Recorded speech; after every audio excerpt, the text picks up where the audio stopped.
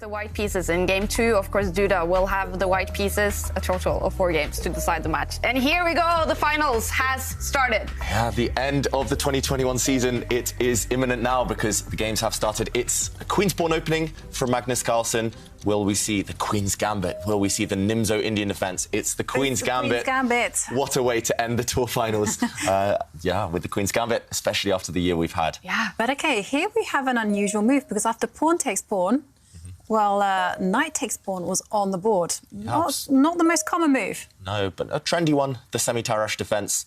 And now Magnus, instead of pushing pawns in the centre, instead of initiating really direct play, after a set of pawn trades, has just solidified his pawn centre. And a couple more pawns have left the board. We have actually almost seen a transposition to the Caro-Kann defence, to the C3 Sicilian, to other openings. Both players definitely have prepared. And wow, Magnus Carlsen has sacrificed a pawn. Black, with his last move, just brought his queen out, attacking a white pawn. Look at the C-line right now. Black's queen is eyeing up a pawn. Magnus just said, I don't care. I'm not going to defend it. So huge, huge tension already at this early stage. Magnus, with his rook move, tempting Duda to take a pawn. But Duda said no. He wasn't brave enough. He didn't take that pawn because that would have cost a lot of time with the black queen. Yeah, and I have to say, suddenly we are in the territory, not of quite a novelty, but it's only ever been played once before. Are you surprised by this last move, Jovanka? White is still maintaining this offer of a free pawn. But now it's even more tempting to grab this pawn for black, because if black's queen comes and takes that white pawn, just zooms down this line, suddenly it's check, and white can't block the check. If white blocks with a piece, then white actually loses further material. White would lose another piece. White, I think, has to move the king. You called it, David, at the beginning. You were like, OK, yeah, it's on the board. But, I mean, here it's like the case of the mind games. Yeah. The reason I would have taken that pawn automatically is because here black has so many different moves. Black could retreat the queen. Black could bring his bishop out to several squares. Yes, white might have studied this position. Yes, it might still be promising for white. But Magnus can't have analysed everything in depth and has a winning advantage. So Magnus needs to attack now, and that attack involves pushing Harry the h-pawn up the board.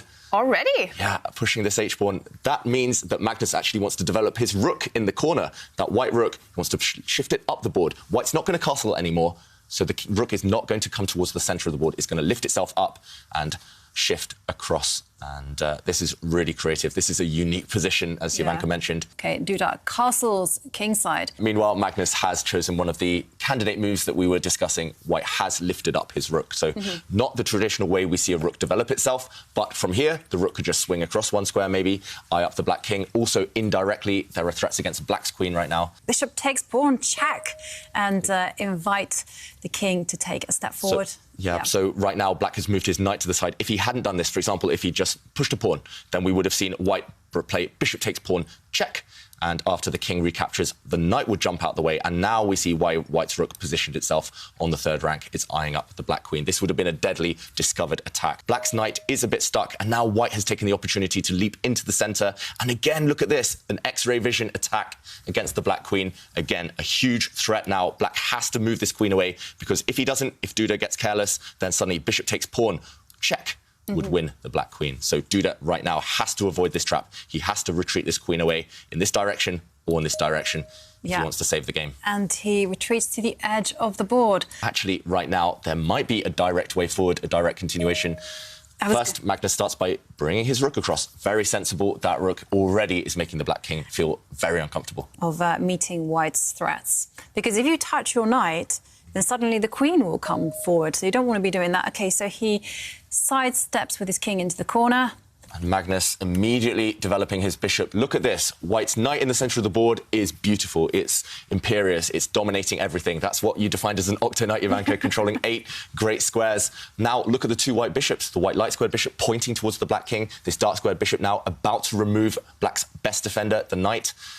White's queen getting ready to jump into the action. White's rooks also both on great lines. If you look at black's rook in the top left corner, doing nothing. Black's light-squared bishop still asleep. Black's queen offside. Nearly every time he converts this, 9 times out of 10 pretty much, he'll win a position like this one. On Instagram says that they will also be rooting for Wesley, so really hope to see him become champion.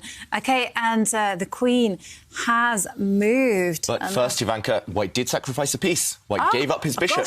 and then he brought his queen out. So Magnus right now is a whole piece down. Wow. He's a whole bishop down, but look at the white queen, look at the white rook next to her, look at the white knight in the centre of the board. They are shifting towards that black king. Meanwhile, what are black's pieces doing?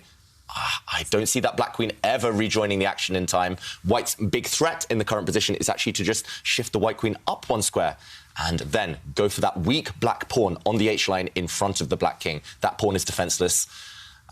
I think it's almost game over, and that is reflected in the evaluation bar. +7 right now. Virtually game over, only 18 moves in. Yeah. Masterpiece by Magnus so far. Wow. Talk about a fast start. Yeah.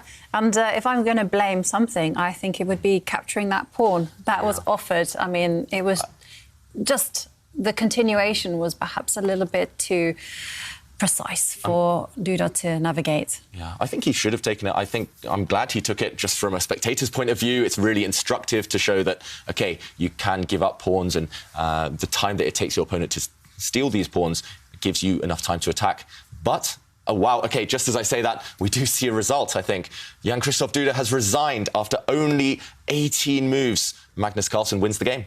What a start to the Tour finals for world champion Magnus Carlsen, winning the first game against Jan-Christoph Duda. A tough start for the 23-year-old. He will have the white pieces in the next game.